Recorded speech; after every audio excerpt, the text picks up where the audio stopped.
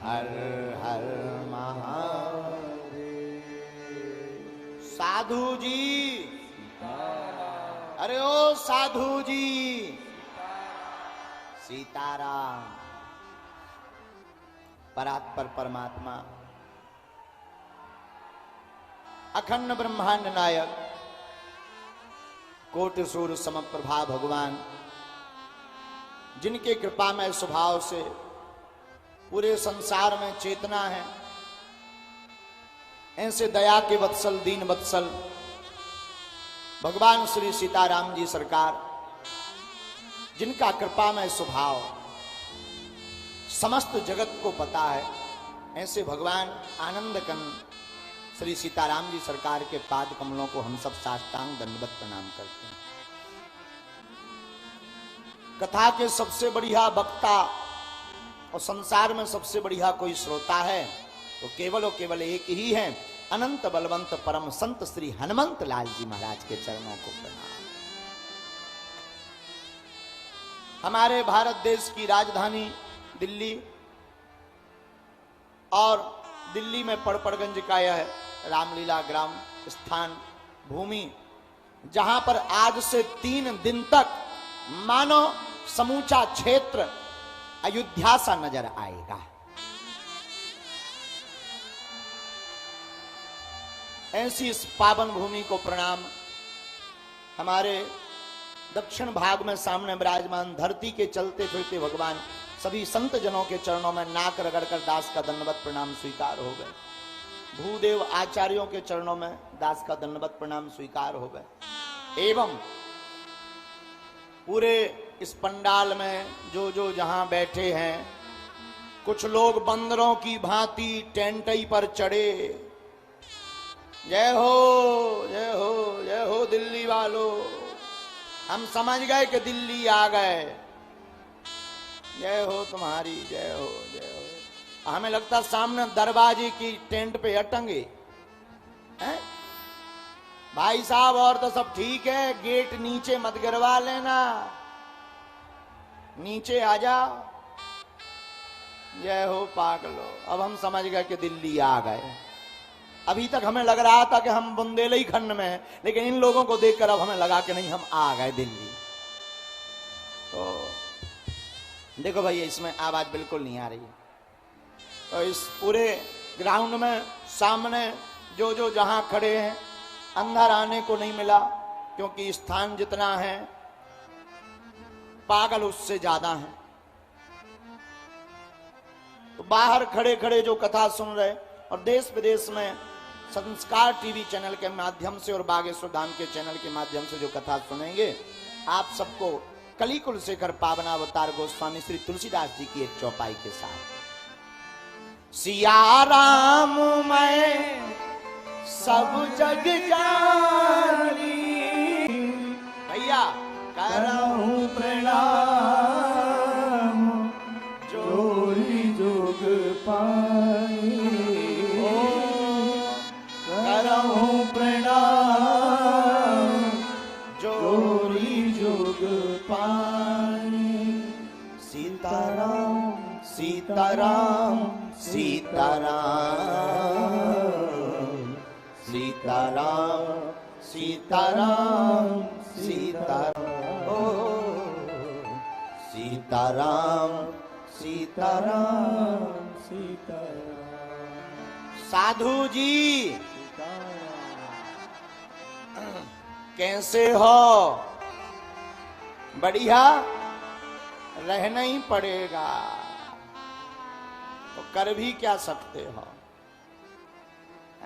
बहुत अच्छा, हमारा भी सौभाग्य है कि हमको पुनः भारत की राजधानी दिल्ली में और पूरी दुनिया के अद्भुत देवता अनंत बलवंत परम संत श्री हनुमंत लाल की कथा सुनाने का सौभाग्य मिल रहा है।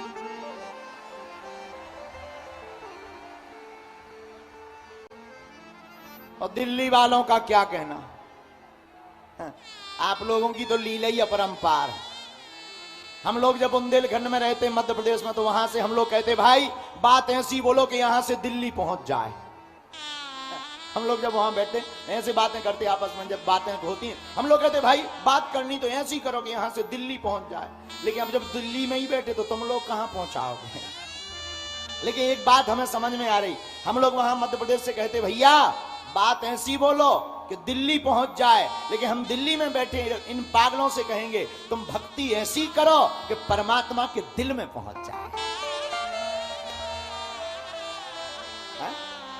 बोलो जय सिया राम, जोर से बोलो। आज से 3 दिन तक हम तुम्हें परेशान करेंगे, झेलना पड़ेगा। जो गुरु कृपा होगी हम हनुमान जी के चरित्र को सुनाएंगे। हमारे बड़े ही प्रिय बागेश्वर धाम के बहुत अच्छे सेवक, जब हम पहली बार दिल्ली क्षेत्र में कथा करने आए थे जापानी पार्क में, तब हमारे प्रिय श्री रवि गुप्ता जी वो मिले और उन्होंने कहा गुरुजी एक बार आपको हमारे क्षेत्र पड़पड़गंज की तरफ कथा करनी है, और उनका आज संकल्प पूर्ण हो गया हनुमान जी की करुण कृपा से।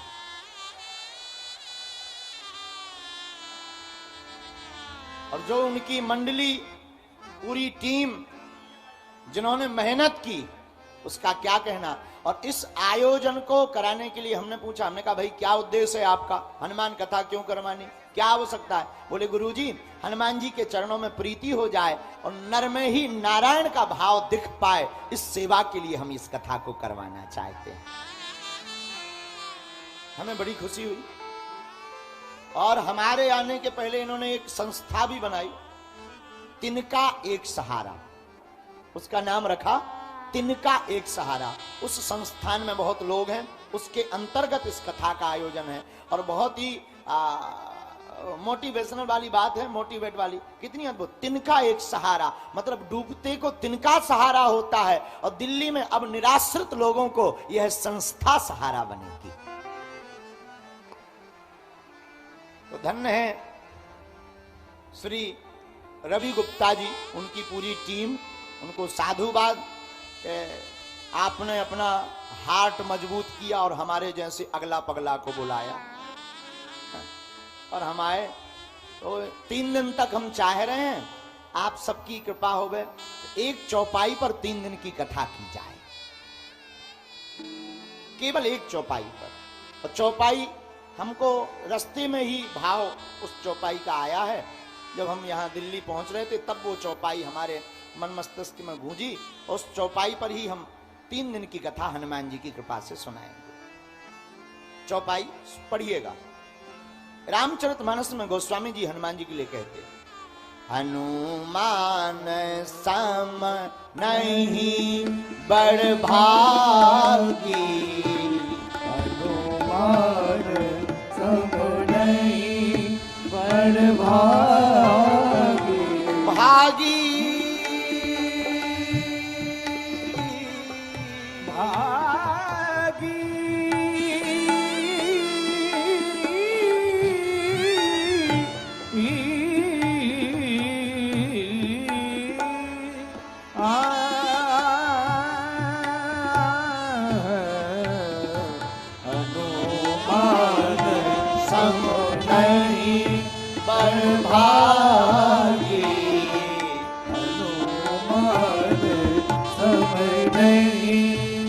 अच्छा क्यों नहीं है हनुमान जी ऐसा बड़भागी कोई? कारण, एक कारण है, नहीं को राम चरण अनुरागी, नहीं को राम चरण अनुरागी, नहीं को राम चरण अनुरागी, नहीं को राम चरण अनुरागी। इसीलिए हनुमान चालीसा में हनुमान जी को गोस्वामी जी द्वारा कहा गया, तुम मम प्रिय भरतहि सम भाई, तुम मम प्रिय भरतहि सम भाई, तुम मम प्रिय भरतहि सम भाई। तुम मम प्रिय भरतहि सम भाई। श्री राम जय जय राम। श्री राम जय जय राम। हाँ हाँ श्री राम जय राम। श्री राम जय जय राम। हनुमान सम नहीं बड़ भागे। हनुमान सम नहीं। हनुमान जी के जैसा इस संसार में कोई भी दूसरा बड़भागी नहीं है। अच्छा क्यों? एक बात याद रखना, दिल्ली के पागलों, अपने शरीर को इत्र से मत महकाओ। अगर तुम्हें महकाना ही है तो अपने चरित्र से जीवन महकाओ। है? हे हनुमान जी,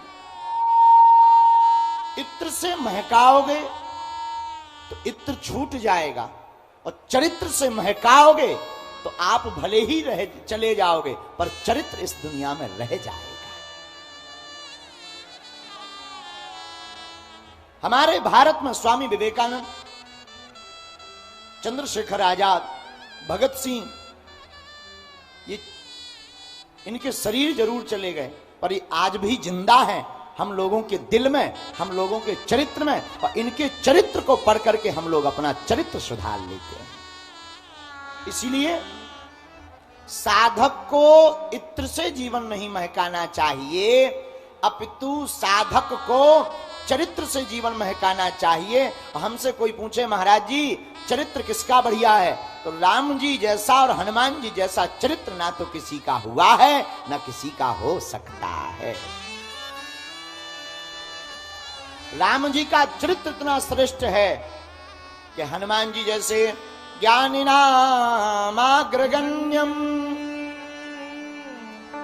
हनुमान जी जैसे ज्ञानी राम जी के दास हैं। आहा, हनुमान जी राम जी की शरण में। एक बात और, शरण में जाने से कभी मरण नहीं होता है। हम लोग शरण तो जाते हैं लेकिन शरण जाते हैं पर्चा लेकर। 3 रुपए का फूल, 5 रुपए की माला, 10 रुपया की मिठाई, लड्डू लिए हनुमान जी के मंदिर पहुंचे। कहते हैं कहां गए थे? हनुमान जी की शरण में गए थे।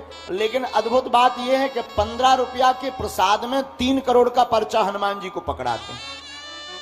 हे हनुमान जी लड़की का विवाह हो जाए, हे बजरंगबली नौकरी लग जाए, हे हनुमान जी मकान बन जाए ठटरी के बरे।